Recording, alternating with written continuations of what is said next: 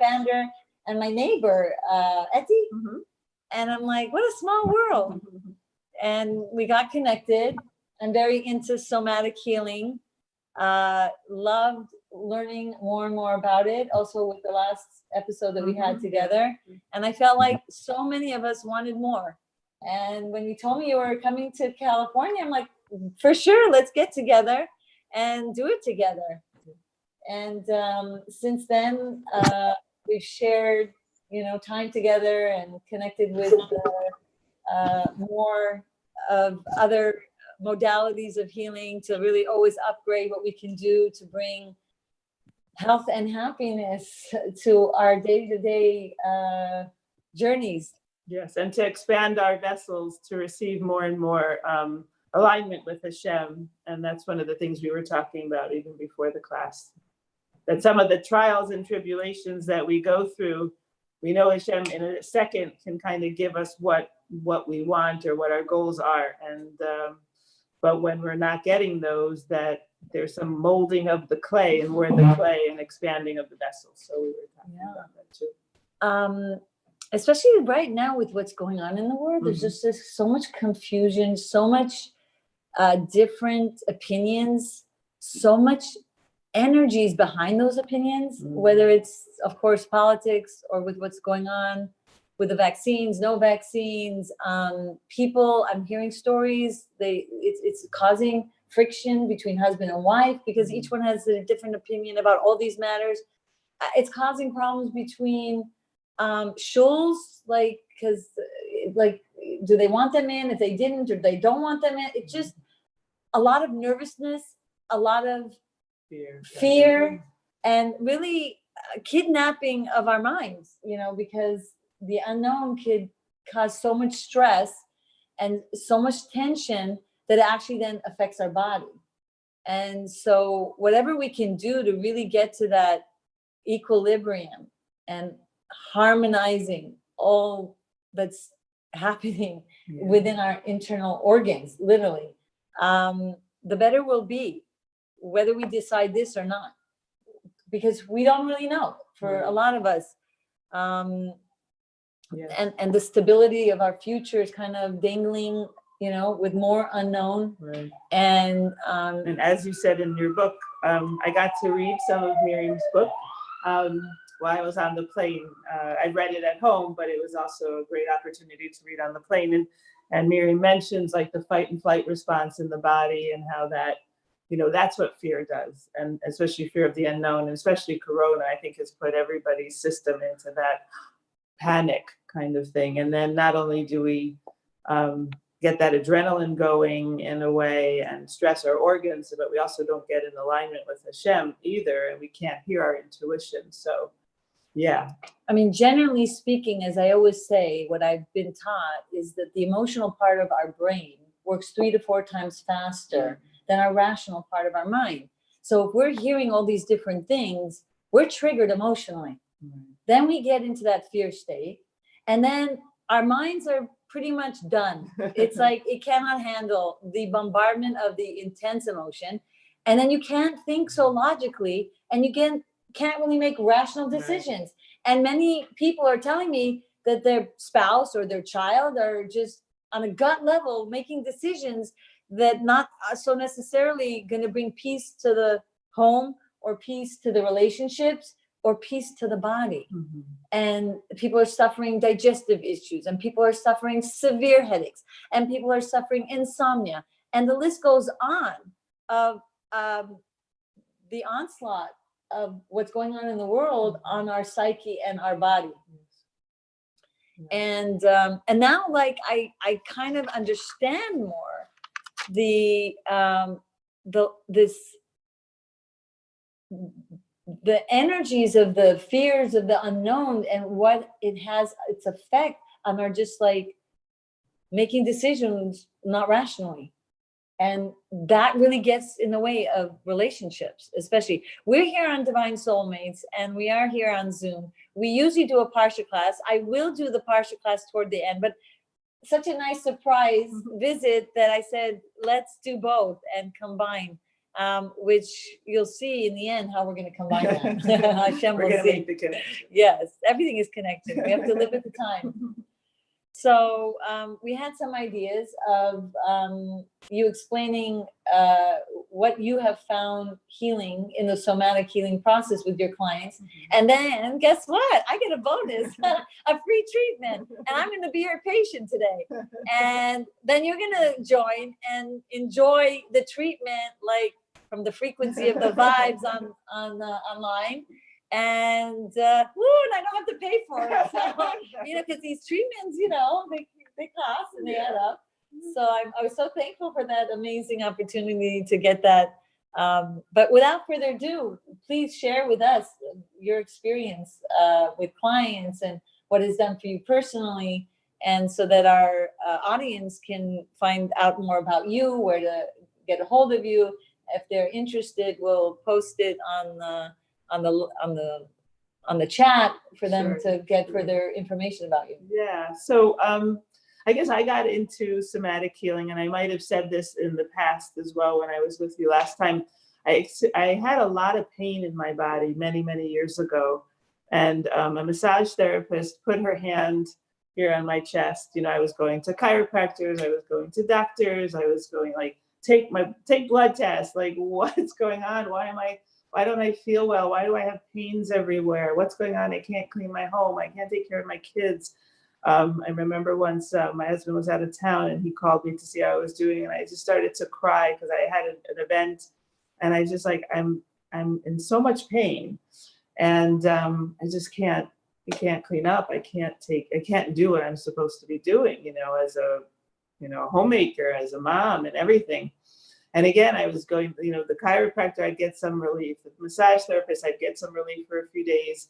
There was nothing wrong with my blood. Everything was fine. And so I just started, doing the self-help stuff. And then I became a coach, and I got coached as well. And then I just kept going toward that mind-body connection. Something kept drawing me there. And I really feel like Hashem was drawing me there to come to get these tools together, so many tools, because there's so much healing in our body that we can do. And part of the things that I do with my clients is that I teach them how to do it themselves, so that, because you can't rely on a person all the time. I mean, so, and it has to do with feeling what's in the body. But for me, it was when the massage therapist said, "You're empty here." And so there were certain patterns that I had that I wasn't paying attention to, that they weren't serving me. And, a lot of times with women, especially, we're not so kind to ourselves. We don't, we might push ourselves, or mind might push us to get things done, or to be a good person, you have to be this and you have to do that, and you should this and you should that. And I mentioned last time, all shoulds should become coulds, so that you can at least get an expansiveness of intuition. Because if you even take a moment to, say something like, "Oh, I should, do the laundry," and then feel what that should feels like in your body. Miriam, you could do that for a second. Oh boy, All those the shoulds. shoulds. Right, but so now, so I should do something. You can feel like sometimes our chest constricts a little bit. But if you said, I could do the laundry, or I could do something. Interesting that you're saying that, because when I went through my book, I went through a metamorphosis of becoming more well-rounded. And I remember the book I wrote was 10 years ago, and it's, you must. I'm like, no. I got more sensitive to the nuances of words. Like, how dare I say you must? That's just not cool. I remember you're saying it to yourself. Yes, it's because I say it outwards. But it was notes of mine to give a class. So It wasn't a book, but I remember looking at how many times that there were those words. It was just not jiving. Me reading it years later, when I more and more went into a more positivity biased language. So for sure, it has its effect. One word you read or hear, and your cortisol level can go really high. Definitely. It's true. And so what happens is when we expand in our body instead of constrict, when we use the word could instead of should, and feeling possibilities. I could do the laundry, but my kids are coming home soon from school, and it's best if I just close my eyes for a few minutes. But that intuition, which is much kinder to our body, gives possibilities. And it, again, takes us out of the fight and flight. The same thing with the word have to. If we take everything is a choice. Even, I'm using something like, doctor's appointments are choices. Laundry is a choice, because obviously we want clean clothes. We make decisions based on, what's important to us. But even the word, changing the word, oh, I have to do this, or I have to do that, to I choose to. Again, it expands the body. You have more breathing space, and then you can hear possibilities, and you walk through life feeling healthier and also being kinder to other people in your space, whether it's your family, your friends, the world in general. So words are really, really important. And then I don't know where we were going. So it's interesting that you're saying that, because I've taken personally people who were scared to go to an osteopath or to a craniosacral treatment. And I remember one of my clients that I took to a craniosacral treatment, and they were saying that because the problem was there was just not enough liquid flowing through their body. Mm-hmm. And they did 2 surgeries already to try to release the water from the brain, and nothing was helping the person. And so this person said the exact same thing that you're saying, that because of the onslaught of constant fear or flight mode, because they were going through a lot of traumas, that the body was closing up, and the energies were constricting the flow of everything in the body, that ended up causing the water from the brain not having an avenue to get released. Right. So that no matter how many times they made the hole, drilled their hole to get the water out of that brain, it would just again accumulate, according to what she was explaining, because of the body constricting and not allowing it to flow. Even there was a story with the Rebbe where someone came to the Rebbe and said, no matter how many diets, no matter how much things that I'm doing, I can't lose weight. And the Rebbe actually said, try simcha. Because simcha is happiness, brings expansiveness to the body. Happiness brings an open vessel. And then the digestion works best. Right. And then things are flowing, and the body's easily able to release and discard things that are not necessary.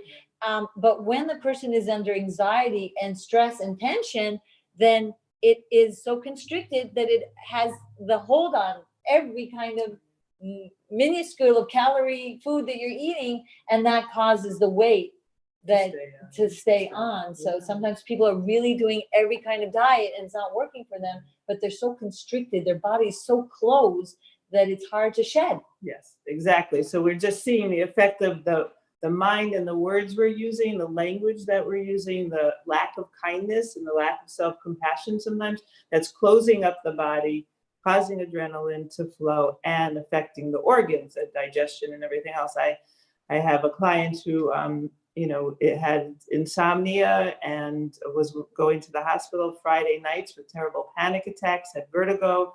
And within 3 sessions, literally within 3 sessions, all that stopped. And she was doing the tools also, when we weren't in session too. Oh, come on, let's start on me. No, it's so cool. Right? How many people go through so much loss of sleep and it proved to her that it really wasn't a serious thing going on in her brain or anything, that there wasn't anything really physically wrong with her. It was anxiety, and it was things building up in her body, interactions with people that maybe she wasn't expressing herself, and emotions. Emotions are energy in motion. So if we're not honest with ourselves, or we're letting things slide, the body, it just does not handle that well. It doesn't like it. It wants us to be honest with ourselves, and to get that energetic flow in our body. And so I have a client who also, because of some of the criticism that she had in her own life and the way she was speaking to herself, and then also some trauma, a lot of pressure in her ears. And so we were doing the somatic healing with that, and going back in time to the trauma that she experienced, and And again, it just allows the body to release the energy of even some events so that it can flow and people can heal. I remember in the book, I talked about this one case where this boy was having earaches. Mm-hmm. He went everywhere to get help, and everyone ruled out there's nothing wrong. And so they said it's okay, psychosomatic, you want to call it, but it was real. It was really very real, and it was very painful. And so I did some of Dr. Sarno's work of like, saying, what is the stress in your life that may be connected to the hearing? So he said, well, I'm hearing about every option of every school that maybe I should go to, and I just can't stand hearing all the options. It makes me so nervous. I can't decide. Mm-hmm. So I said, let's do a little bit of this body talk and unmask the real stressor, because when you have stress in your body, many times it's because there's a real stress in your life that you can't cope with. And the brain then says, you know what? I'll give you a little bit of a pain here. You'll now focus on this pain, and it'll take you away from the real pain of your heart, or the real confusion, or the real unknown that you're trying to deal with and you psychologically can't. And then it lingers, this pain, and it makes you feel like it's real because it's real. Right. It's physically the sensations of a real problem. And it's real pain. Dr. Sarno says that the brain is cutting off oxygen to those parts of the body, and the pain is very, very real. Yes. But it's so interesting with the earaches. He was hearing things that were confusing him, and his body didn't want to hear it anymore. So very important to realize that was like super somatic, what you did. Yes. And then, and the body was telling him, I don't like this. This is not working for me. So that's really cool. My husband had 2 back surgeries because he had terrible pain in his back, and to the point where like an ambulance would have to come and carry him down the stairs in a gurney, take him to the hospital. And he wasn't released from the hospital until he had the back surgeries, scars and healing and all that kind of stuff. And then when someone had told us about Dr. Sarno, so then at first it sounded crazy. It's like, for sure, there's something physically wrong with my husband, because how can you have so much pain and whatever, right? We have all had it. So, but the key is that when it happened, once we turned in the direction of Dr. Sarno and the mind-body healing, and we realized what, when there's pain in the body, what emotionally is going on in your life. So then after that second surgery, it was like, we were done with that. And so if his back went out from him just bending down to pick something up, okay, so he'd wind up in bed and he could take some, painkillers or, that kind of thing. But then I would look at him and say, okay, what's going on that you're ignoring? Have you had an interaction with someone that's been really unpleasant? And then we would do some of the somatic healing about that, so that, and he would heal. He wouldn't need the surgeries. And so you can combine the physical with the spiritual, with the emotional as well. Yeah, I mean, so in this case, in that 1 15-minute session, his pain, he was like suffering a year and something. Wow. And I had another person also with a knee problem. They were about to go to the surgery. We did this kind of work, and they didn't need the surgery. So there's so many like amazing stories that you'll read in all the people who are doing this type of treatment that is beyond your imagination, like how it's possible. Yes. And then sometimes you do need an outsider for help. Like I know I go to professionals when I'm having things going on physically with me sometimes that I haven't been able to figure out, because we also have blind spots, and then, if something's very close to us, whether it's a children issue, a parent issue, a spouse issue, so reach out for help, and because we can dig gently to kind of see what's going on. But that's so cool with the knee and with the ears. Right. Unbelievable. And it doesn't have to be long. And I didn't have a 10-year degree in this. It was just, I read Dr. Sarno's book. I read some other, the 60-second fix book, and a little bit here, a little bit there, dabbled. I had, let's say, some seminars I went to. But you also have a long history of learning about the brain. Right. I mean, definitely it was easier for me to pick up easy, but just making the mind-body connection was enough to break the cycle and remove the pain and suffering. It's so geuludic. It's so like, that's why I'm like, actually, I didn't want, that's why I'm like so into this healing. And I know you got it. Hopefully we'll start We'll working. figure We'll figure out how to use it. But it's like Well, why don't you amazing. explain what that is? Oh yeah. So it's in the palm of your hand. Like So what do you do with it? How would you explain it? How do I explain it? You know how there's frequency waves in everything? And how even like a radio can send waves, and then all of a sudden it picks up the voice that I'm saying here and you're on Facebook. And this machine picks up on what's wrong with the person and will send the frequency that that person needs for whatever, issue that they have. I mean, it might not be the issue that they even think is the issue.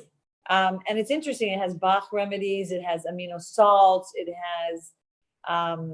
has gems, and it has homeopathic remedies, and it has like many applications that you could choose. Oh, I'm about to get a bladder infection. I feel it. So you could choose bladder. You could choose kidney because you have. So it's just amazing. I mean, it's not to replace doctors, but when you need SOS, some kind of treatment, and you can't get to someone else, it does also help you be your own healer. As I write a lot in my book, that, I went to many, many doctors, many, many things, and I write about how amazing all the things that I did, was effective in some way, but, we have to take healing into our own hands and not just completely give it over to other people. So I'm so happy you're here and you're going to inspire people to get more involved in this. Yeah. And one of the things that I said to Miriam that was so powerful was that, in chapter 9 of Miriam's book, she mentioned something that I found very powerful, that she had a beautiful goal to set up like a children's center in Israel, and she actually even did it. But then as it expanded, it sounded like that it just got too complicated and too expensive, and then it kind of like that Kaylee broke and she couldn't do it. Yeah, and the government wanted me and was giving me a plot of land to do it. It just, the zoning where we were, it was illegal to have that many kids in one place. And the neighbors were complaining. So it was out of my control. Right. And then trying to fundraise for the bigger property. And so her dream didn't happen. And then she went through many years of disappointment, wanting that dream. And as I said before, like, the Shemin instinct could have made that dream possible. And it was a beautiful dream. So why wasn't Hashem allowing that? But then Miriam mentions in the book that, looking back in time, and she eventually accomplished that dream in a different way. She got hired and was able to still work with children. Was that, again, the clay that she got molded and expanded and changed and shifted.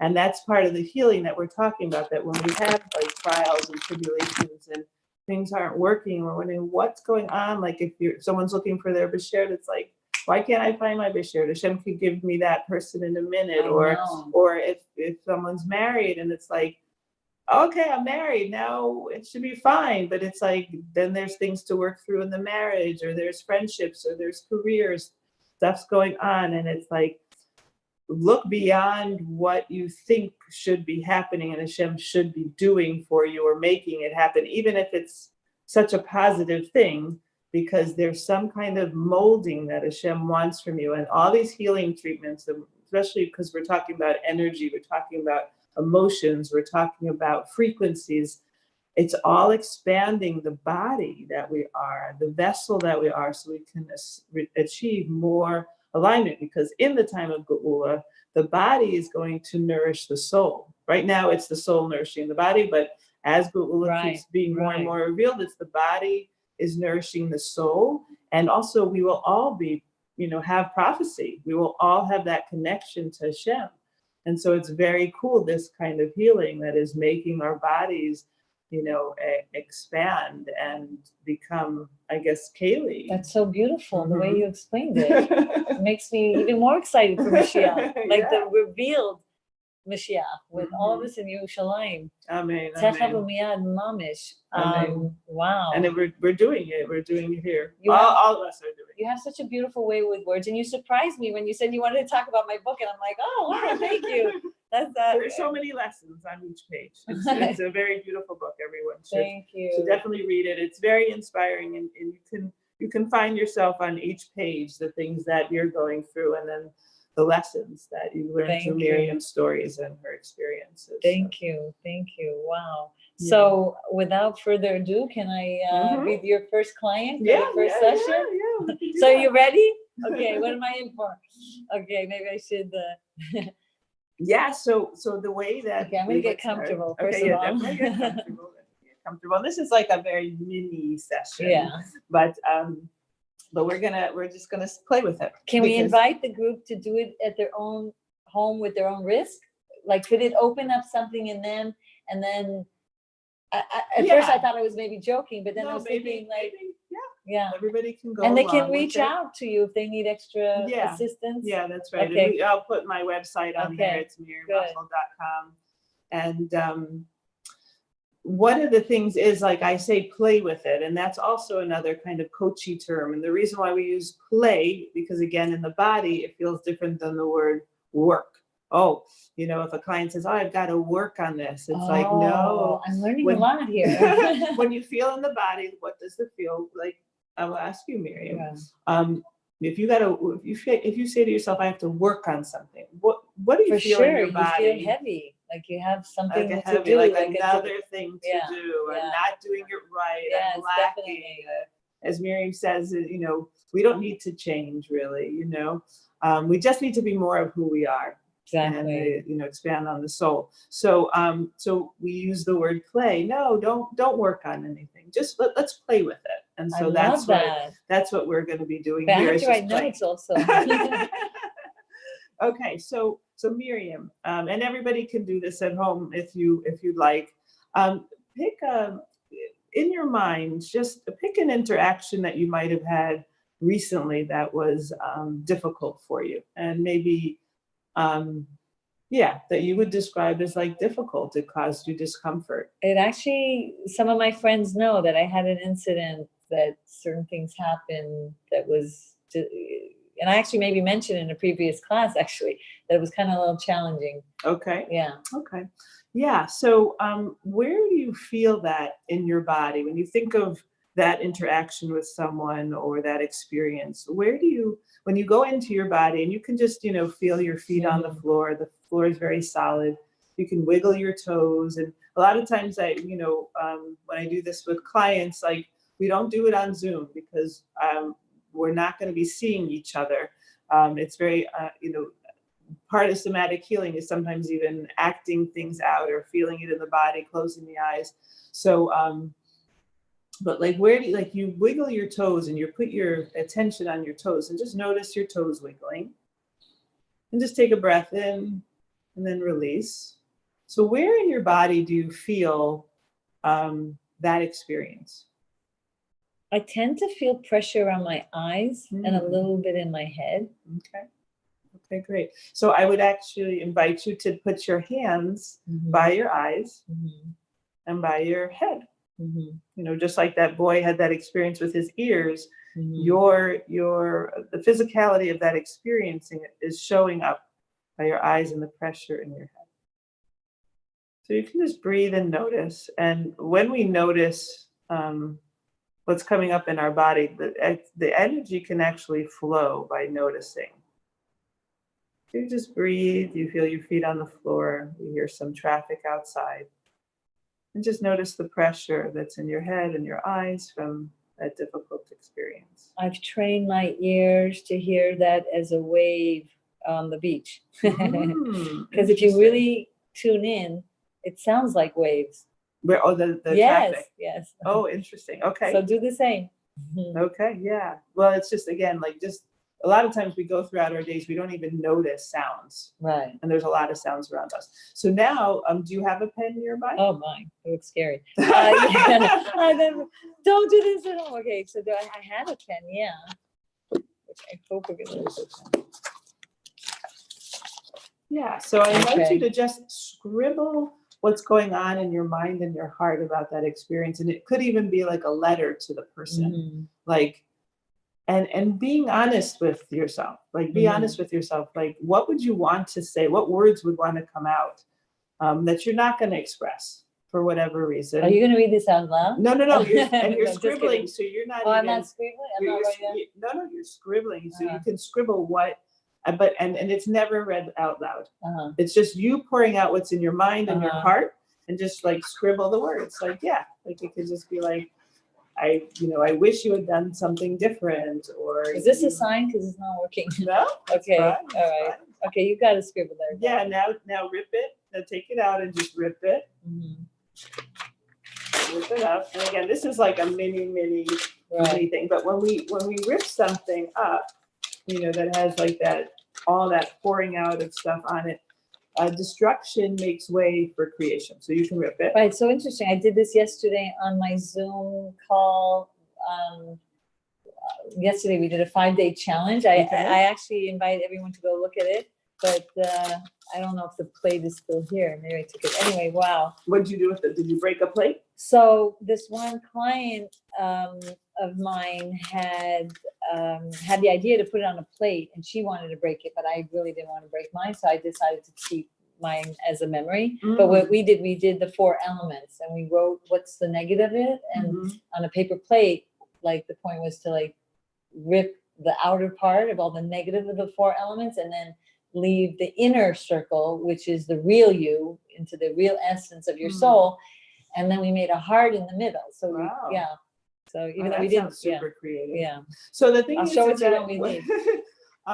Sometimes people develop thyroid problems, throat issues, all kinds of things from words not spoken. So we want to speak words. We want to speak words, and maybe we don't want to ruin relationships, or we don't want to say those ugly words to people, but we can be honest with ourselves. This is between you and Hashem. No one else has to be there. And that's why that you just do the scribbling, because really your body and your heart and your mind and your nefesh habahamis really wanted to say all these things to that person, but you didn't. You held it in. We don't want to hold things in. So we do the scribbling, and then we rip it up. And then just now notice, like, where do you feel it in your body? Do you still feel it in your eyes? Do you feel the pressure in your head, or has it moved anywhere else? It is actually a little less in my eyes. Okay. Is it anywhere in your being? Is it by your heart, your stomach, your arms, anywhere else? No, I actually don't feel it anywhere else. Okay. So just still more pressure in your head and your eyes. A little bit. Yeah. So again, just to let the flow. Just you could put your hands by your and just breathe and notice. And now I call this the roar process. You can remove your hands. What I like to do is I like to activate the fight, flight, and freeze mode. And again, I call it the roar process because R is for writing and ripping. And O is for opening your mouth. And writing and ripping the R. And O is for like opening of the mouth.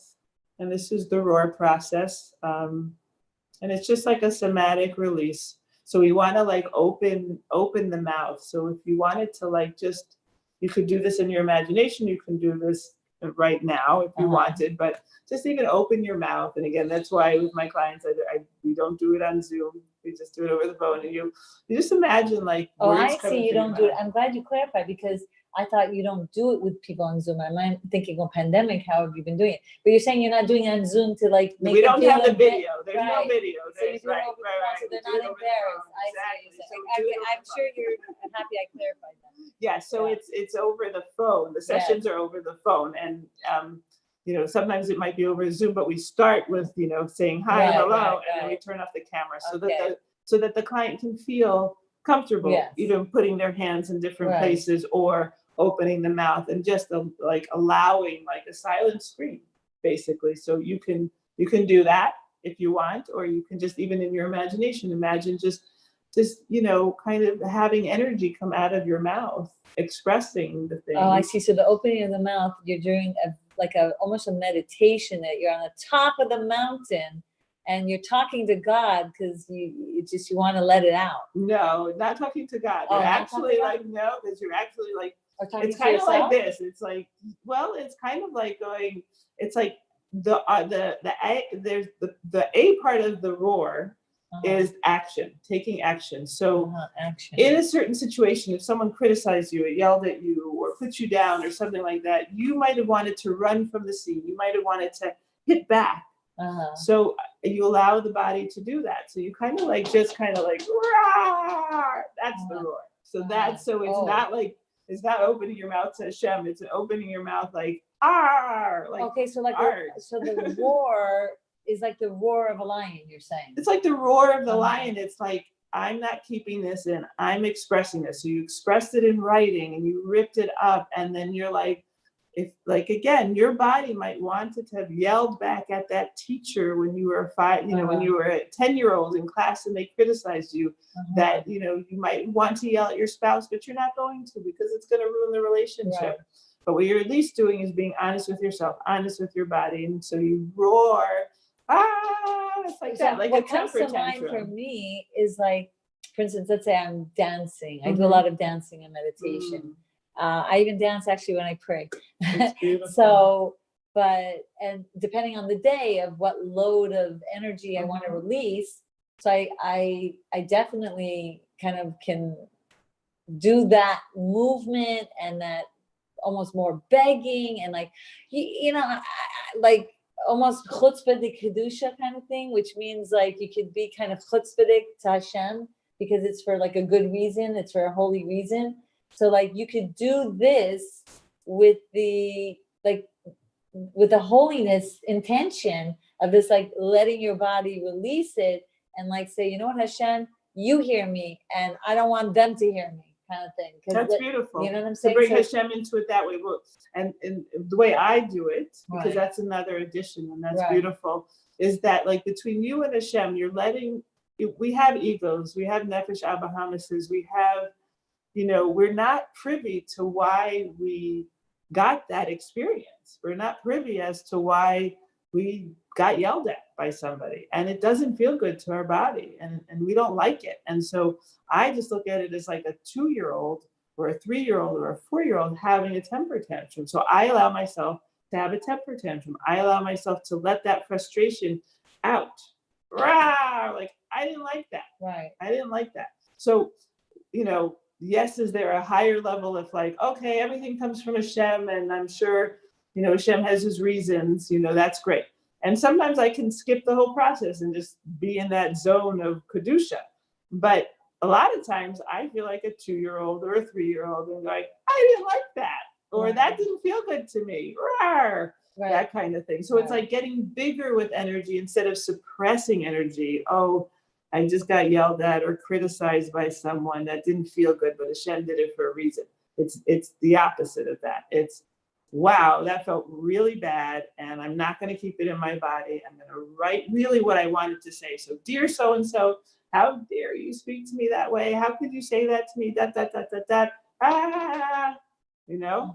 then the R is the release. The release. Okay. The release. And sometimes you'll hear intuition. So even sometimes with gratitudes, like I love gratitudes. I'll start my morning with gratitudes. I'll go to bed at night with gratitudes. It's fantastic. But I'll never suppress the stuff that didn't feel good during the day either. So let's say, I had a bad experience or something like that. Like I will roar. That didn't feel good. I'll feel it in my body. And then the gratitudes come even easier. Like for me also, like I run and like, and I'll be running and processing things that have happened. Oh, beautiful. So you can find the time to do it like while doing other things. Yes. So that, you get in the habit. Okay. So when I run, this is my time to release, Exactly. So it's like, these are my processes. I'm not a runner, but if you're a runner, even better. Like that's fantastic. Because as you're running, again, you're giving your body flight. Yes. You're moving your arms. So there's part of like the punching outward in some ways, you're breathing. And so, you're processing like what didn't work in this world of imperfection, Well, that's so fun. And so what my clients will do, like the ones having the anxiety attacks or the panic attacks, what happens, maybe their kid said something chutzpahdik to them and it felt really bad. So they might go into the bathroom. I have one client who takes a towel and she scrunches it. Rawr. So instead of just being like, oh my gosh, I've got to be patient with my kids, she goes into the bathroom, private between her and Hashem, and she goes, that didn't feel good, that kind of thing. Or, a conflict with your husband or whatever it is, you're just releasing it. You're being honest with yourself. And then it runs through your body. Right. It doesn't necessarily become like a headache because you clenched your jaw, but you suppressed it. So right. instead, it's kind of like It's definitely not healthy to suppress it. Right. It takes its toll in some way or another. I'm part of this 3-dimensional therapy course I started, and Yuval, who's the man behind the sscenes who actually created this ingenious technique, also was saying how I think it was Bruce Lipton or some really like well-respected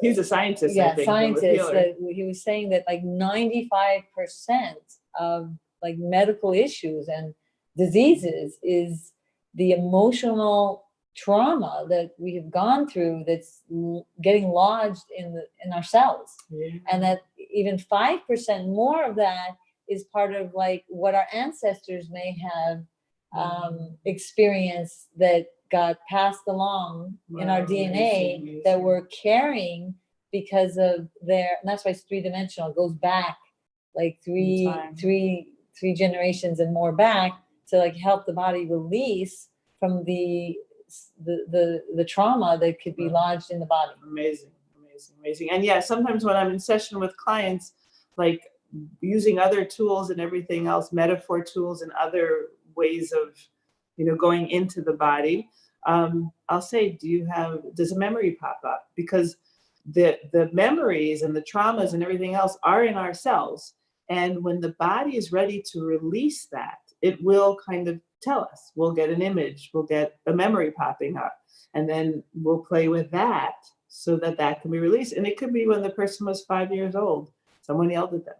It could be that, but it's kind of stayed lodged in their cells. And then with the processing, it gets released. And then you're going even further back than that. You're taking it to ancestors. And so that's really cool. Right. And I'm not an expert right now. I'm not an expert in all these things. I dabble with it with my clients, but and that's why when I saw so much of the healing process is connected to the emotions of what people had gone through, I was just like fascinated and just couldn't get enough of it and kept reading books and more books. And as much as I love all the Hasidus I love, and there's times where you're not, anyway, so that you can give a most maximal holistic treatment to the person who is suffering. So I'm so happy that you are the expert and that you are available for people so that they can reach out to you for the help that they need. Yeah. Thank God. I just, for some reason, I've always been like a sensitive person. I never knew what to do with my emotions. And now with these tools, totally know what to do with my emotions. I love it. Like, and there's books about emotions, and there's even Carla McLaren wrote a book called The Language of Emotions. And, like each emotion, like anger is setting a boundary, and you can feel that in your body. A lot of people will feel it. They'll feel it in their chest. Sadness is loss. There's been a loss, and you might have even chose that loss, but there's even like a bending inward. Sometimes it's felt in the chest. And so it's just kind of knowing where it is in our body and what our body is saying to us in the way of emotions. Can you maybe, because we have a lot of singles here, either they went on a lot of dates or maybe they're trying second time around, like what can you maybe suggest to them, to strengthen their ability to proceed forward when they've been through challenges in previous relationships? Yes. So I wrote a dating guide, actually. It's called the Mind Body Wellness Dating Guide from women. And can I see more? See some pages? I made it really pretty. Wow, it is pretty. Look at that. Yeah, I'm going to make the physical. I have online the online version, and then I printed out some copies, and I'm going to make that possible for people to get as well. Because it's colored, it's more expensive, Yes. but Wow. it's a feel good thing. And again, when we're talking about playing with words and everything else, we want feel good in our life. So one thing I can say to singles, again, we want to do the somatic releases when it comes to these past experiences. If you've had bad experiences with in dating or with partners or, you know, interactions like that, for sure, because that can put a dent in your self-worth. We don't want that to happen. We want to have an understanding. We want to get some intuition about it and the somatic release. And then this guide in particular is about, it's about discerning when you're on dates and what your body is telling you. And also how to take things slowly with the dates and ask yourself questions so that you're not ignoring your body and your body's wisdom when it comes to interactions with, you know, with men, the people you're dating. But so, could they, when they send something, couldn't it be a signal that it's because of the trauma of the previous? Yes, and that's why it gets a little tricky, Right, because right. just because something happens on the date doesn't mean necessarily it's something's wrong with him. It could be something in the Right, from the right. past. 100%. Our Yes. minds can play all kinds Oh of tricks boy, on us. oh yeah. And that's why sometimes it is important to have help, because you need help with the processing, and dating is very important. But I will say this, that for singles, one thing you can do is two things I'm going to suggest. One is start being really beautiful to yourself. So I love that. decorate your apartment with things you love. Bring in flowers every week, if that's, you know, what you like. One of the things when I started my healing process was that I started to just I started with my closet, but I just added pictures and collages that I made and feathers and beautiful shells that I found. And I just started to beautify a space in my home. And I started there, and then I've moved to other parts of my house. But start beautifying your place, and being kind to yourself in that. And then here's a little thing. If you were to ask yourself, what are the 3 most important things that you want in a partner? Characteristics. It could be, someone could say honesty, loyalty, kindness, compassion. So what are those 3 things? Don't they want it all? Yeah, of course we want it all, but pick the first, the top 3 that you want. And I'm going to ask like a very interesting question. So how are you not those 3 things to yourself? Because how we treat ourselves gets projected outwards. And so sometimes we look for things in other people that we might not necessarily be giving to ourselves. So if, let's say you picked honesty.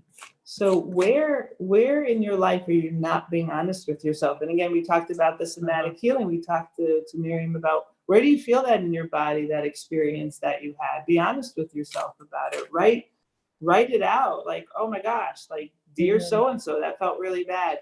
So where are you not being honest with yourself? Are you an introvert, but making yourself, you know, do more extroverted things, you know, putting pressure on yourself. Let's say you want, one of the things was a kind, you want someone, you know, it's really important to you that a partner is kind to you. Well, where in your life may you not be being as kind as you could to yourself? So start being kind, start being honest, whatever those characteristics that you chose, start doing that for yourself. And then you become more whole. And, you know, obviously, you know, use the dating guide, be discerning with partners and, you know, people you're dating, but at least own it in yourself, and you become more whole. Because the honesty to yourself, meaning you might be too harsh. You might have like this big Sahara constantly berating you, making yourself look like you're zero, you're nothing, you're inadequate, you don't have what it takes, and blah, blah, blah, blah, blah. And that's like a big fat lie. Yes, you know, it's a big fat lie. And it's like, so when you start being kind to yourself, and you start beautifying your space, buying yourself flowers, finding things that you love, doing even simple creativity. For me, I opened up a huge well for myself when I just started collaging. I just, whether it was, you know, used magazines from the library or fresh magazines that I found or whatever. I would just take a glue stick, a scissor, and a piece of paper, and it would be like, just what strikes joy in me, what feels good, and it would be like, oh, I like this, oh, I like that, and it didn't even have to make sense. It would be a word, it would be a picture, and I started filling these making these collages, and then I would hang them up in my closet, and I would actually, those things would appear in my life. Like, it was really bizarre that Hashem would like bring me those. I would see them outside of my closet. Definitely. It was bizarre. The creative vision in our mind, the creative process of writing what we want, and the creation of, for sure, it brings reality of that creation. And so it brings reality. And again, it's another kindness to yourself. It's another good feeling in your body, and that's expansive. And it's just being good to you. The more kind you are to yourself, the more you're going to be surrounded by kind people. Because if we just, I don't know, there's this, the Baal Shem Tov, it's the projection. If you see something negative in someone else, yes, you might see it. It might be in you as well. But there's also seeing the positive in someone else. You also have that positive in you. So it's making ourselves more whole. And then the more kind we are to ourselves and the more compassion that we bring to ourselves, the kinder people outside us will be. And that's what you especially want in a husband. In Derech Misosecha, the Tzemach Tzedek says we are all one soul. So whatever you change about yourself, you're empowering the whole world to change.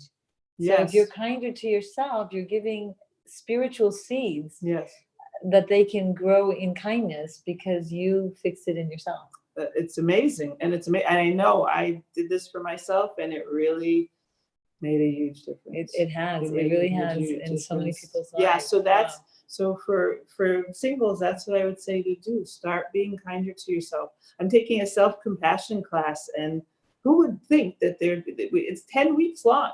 Who would think, like, how much do you have to learn about self-compassion? One class would be enough, but no, there's all these practices, and it's so soothing to the body. Sometimes you can't change circumstances. Sometimes, especially if you're dating, you're not married yet, you just want to get married, but that self-compassion is amazing. And it could just be, it's as simple as like, I'm hurting, and then, so there's like 3 parts to one of the self-compassion exercises. And it's just validating your experience. I'm hurting, I'm sad, I'm disappointed, I'm angry. Validating that experience, being honest with yourself. And then the second part is other people have experienced this too. So then you ground yourself to humanity. And other people hurt too. Other people have been through those experiences as well. And then you're not alone. You're not alone. And it's a very human condition to not feel alone. Very important. And then the third thing is how can I be kind to myself right now? And when you do that, those 3 pieces of the self-compassion, you can feel in your nervous system like a relaxing. And again, you're making yourself more of a keli to be in alignment with your soul. Your soul is very kind. Yeah, the Alter Rebbe says in Tanya that he brings down from the Zohar that compassion on yourself is the key to redemption. Like, it's a key to redeem the true you. Beautiful. And I've seen it. Like, also when you have compassion on someone else, you have the power to redeem them, from their stuckness, from their ways of blindness and what have you. Wow. But again, when you do the self-compassion on yourself, you're more likely to do it to someone else. It reverberates outward.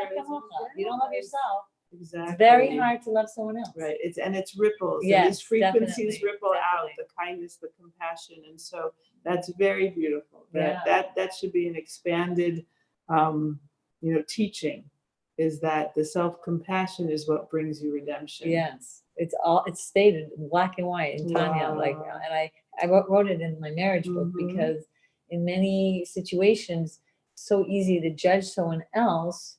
And like I always say, like, would you like get so judgmental and upset or take personally, like if a child is on a kindergarten level and is not expected to have a PhD level of mathematics, right? You wouldn't be mad at them. You would just understand they're, or they're crawling. You don't expect them to go run a marathon. Mm-hmm. So when you deal with the other with compassion, because they might be a lower level soul or a previous Gilgul or newer soul, like there's so many like variables that we don't know what they're fixing in this life. So like, the Tanya says that you might be a frigid soul, so you don't have the temptation, you don't have a fire like a baker's oven, but they may have an extraordinary like character, call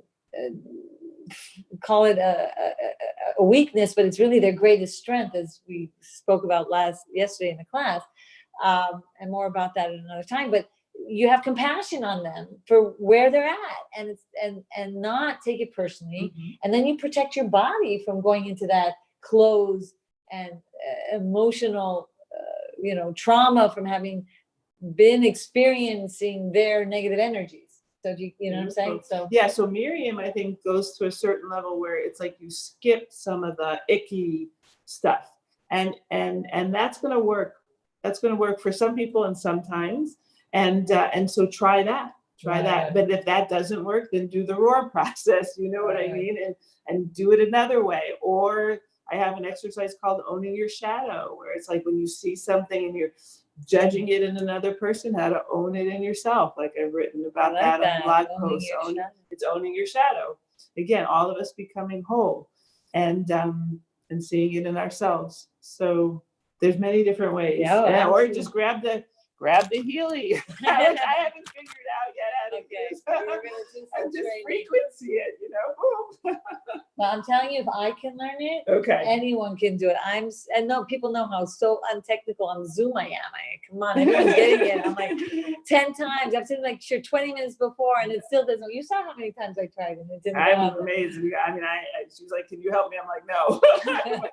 But it's like Hashem is bringing all these healing modalities to us. Yes. And so just take advantage. Yeah, definitely. Let's stay a little here to answer questions, and those of you who have to go, and those of you who want to stay for a little, just wrap up with some parsha that we're going to see. If there's any questions here. Oh, it's so far away, so I'm going to look funny as I'm reading it. Wow. Hi. Oh my gosh, my dear neshamot. Let's raise our glasses. Someone asked a question: destruction makes way for construction, just like the Beit HaMikdash was destroyed. Wait, say that again. What was the destruction makes way for creation. Like sometimes you have to destroy a home to make a bigger and better, more functional home. And it feels very chaotic. Yes. For those of you who have done that, let me see on the chat if there's any questions, or take time now to put in your question. Oh, I think we have a few of them here. Let's see. Oh, it's live on YouTube. Oh, hi, YouTube. I was thinking it should be on YouTube as well. Wow, we pressed some buttons and it came up on YouTube. Oh, so please put so we should have been a little more up. Oh, well, so we were a little down. So it says, which healing program would you use for headaches and clogged ears? So text me privately in my, and I will check it up. I actually have the part of the Healy program where you can write in a problem and it'll tell you what Healy. It's an app. It's an extra app. Okay. But yeah, we'll take care of that in a different time. Is this what needs to be made higher? I think because it was sliding and I kept putting it up. But okay, now it's already towards the end. Okay. But let's see if we can even put this here, even just a little higher. All right. Well, the computer again wasn't working. So let me close this and let's get into some questions. Anyone? I didn't see any more questions. Not on the chat? Nope, and not over here. Okay. So I just wanted to share even 5 or 10 minutes of this week's Parsha that we're talking about somatic healing, and hopefully when something happens to you, you can do things to help the body release it and not get trapped into it. And then when I was reading this Parsha, beautiful, oh my gosh, there's by Orchards of Delights, I'd like to show the beautiful picture of the book by Rabbi Avraham Arach Trugman, and we're going to also look a little bit on the words of the Living Torah.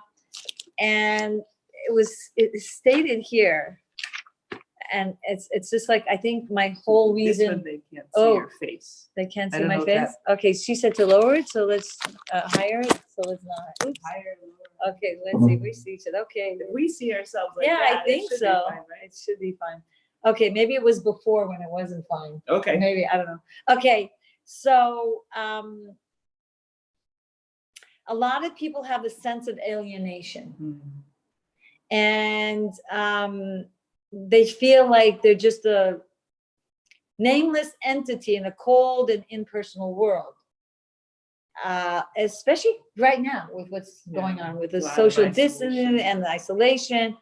And he says here, perhaps never stronger than today. And we're like, yeah, I don't know when this was printed, but it wasn't printed yesterday. And like what we're going through, even more so than when he printed this. And there's so much like fear of rejection, honestly. And a lot of people like rather be in their own world than face the possibility of being rejected, so that they get into the gadgets, they get into like, you know, it's easier to just like be friends, let's say with Facebook, because no one really can like reject you. And so people are scared to experience some of the vulnerability of connection, yes. And they can like sink in with these feelings and just feel faceless and just feel trapped and just really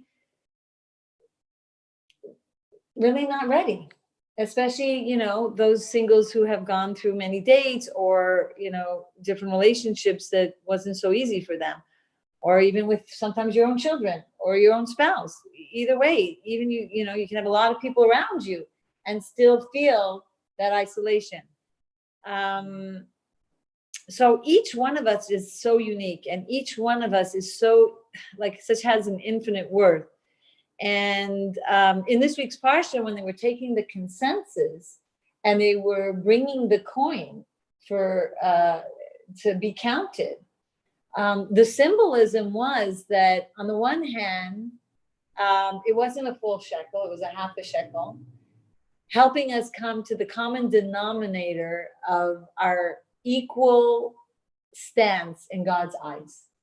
You know, one's rich, one's poor. One's a little more intelligent. You're all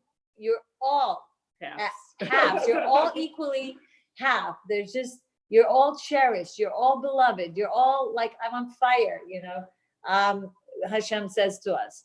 So, but the half part actually helps us become able to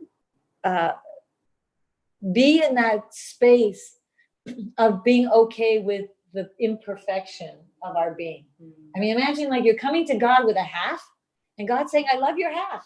Oh yeah, it's amazing. It's like, talk about kindness. Right. It's like, you don't have to prove yourself to Hashem. I made you perfectly imperfect, and I'm raising you up in your halfness and helping. And he says here, there's a rabbi that actually would do acts of kindness and go to the jail to visit those who were in prison. And he was very friendly rabbi, always hugging and he would hug these inmates. And one came running to him and he said, he confided in him that he said that if someone had only given him a hug like that when he was younger, he would not be in prison today. True. So I thought, since we're doing somatic healing and we're talking about like what people can do to us, and that we then end up needing the help, can we all together here make a commitment of what can we do to the other so they won't need that treatment, and upgrade and raise our standards of being extra nice and even extra loving, so that the other can have that maximum benefit from ourselves, even in our halfness, you know, and even in our state of like not totally being so perfect. And in another just quick point, where the Alter Rebbe brings out, and he was talking about the wording of the half a shekel. Silver is the coin that we gave, and silver has the word kesef, which is money, but it's also coming from the word silver, and it has a word of longing also. It means longing. And he brings a pasuk from Breshis, nichsof nichsafta, you have greatly longed. And the point is that the shekel representing that God's longing for us and our longing for Hashem, and that when we see how much our connection to Hashem is connecting to longing and yearning, like how we can bring more unity and how we can bring more oneness in our halfness when we long and yearn for the other half of our soul. And, realize, especially those of you who are going to be dating, that there's always going to be that halfness in the other. And that's why they need us to help them become more whole. And there's always that halfness in us that they're going to help us become more whole. And the more we understand that, then we're not as easily triggered by the other people in our lives, because we know that's the process of becoming whole. It's like by the process of being kind of squeezed into these situations by the other, whether they're not 100%, in alignment of their soul powers, they're not 100%, at that like stoic and very, self-regulated way, that our mindsets of understanding this imperfection in them, that they need us to be able to raise them up, because it says in the parsha that through giving the half of shekel, they were raised up. So the more you're aware that the dynamics between you and the other is what's going to raise you up, even though it feels like they're shooting at you and it seems like it doesn't feel maybe sometimes right when they're ignoring you and they have their bad day or what have you. But then your heart is more calm. Then you're capable of rising to that level of not giving into their energy. And if you have to do that somatic thing to like ground yourself and get out of that fun, get whatever it is, then and then you can go back into the scene and help raise them up. Yes, and I just want to say something. I'm starting another website where I'm going to be blogging a lot about marriage, and it's called Your Marriage Magic, and I also wrote an e-guide with like 6 tips that also again help us in situations with our spouse. And if you're not married yet, it's a good thing to get, so that when you do get married, which will happen, that you start off the marriage with a great foot in the door. You're just reminding me, Baruch Hashem, we should have maybe a book signing thing together, because my marriage workbook is done. Perfect. And it's just a matter of a couple of hours of putting it up online. Awesome. And it's Kindness in Marriage workbook. So it's the meditations and the exercises. Beautiful. And thank you, Hashem, to Racquel Shagalav, who did all the beautiful artwork. I don't know if you're familiar with her. Check her work out online. Gorgeous hearts, flowers, and us women with our flowers and hearts. She made a stunning, amazing work of art. Each page is like you want to dive into the divine of it all. Beautiful. And I want to say, not a work. It's not a workbook. Now I want to say a playbook. But I'm learning something here, right? I didn't quickly change the word. Yes, I'm just thinking. I'm actually thinking, because we have time to change it. But what else will we call it if it's not a workbook? Let's see, a marriage. I know we'll have to think. Any ideas? But definitely, I'm thinking to change it now. But see, that's what's beautiful, because you can have like as Miriam's saying, like the mindset, but then you need the tools. And so the workbook or my e-guide, it all provides you with the tools, to play this out. And that's what's important, is that you've got the greater frame reference of like that other half is, there's a reason why you're together. And yet what tools can we use to practical tools, to make it work.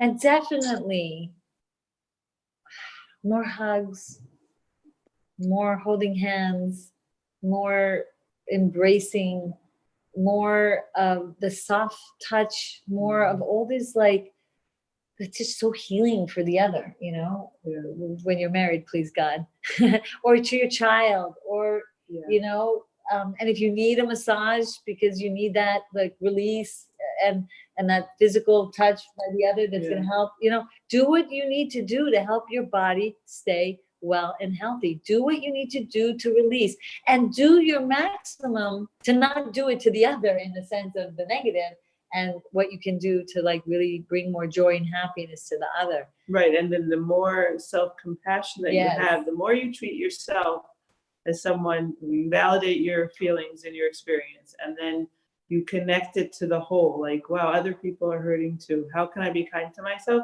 The more you're going to treat others like that too. Wow. And it's just more positive experiences and interactions. Amen. Thank you so much for coming all the way out here. Mm-hmm. Thank you so much for being you. And I'm glad the world has you, and that you're doing so many amazing projects, and that you will hopefully you'll go on Divine Soulmates, or give me any links and I'll post it up. The links. And thank you, Miriam, for having me and for this connection that we've made. And you're such a gift. You're such a gift to the world. Oh, thank Miriam, you. I can feel Miriam vibrates at a certain very high level. So just even being in contact with her is like, just lifts you up and heals you. Oh, and I feel the same way by you.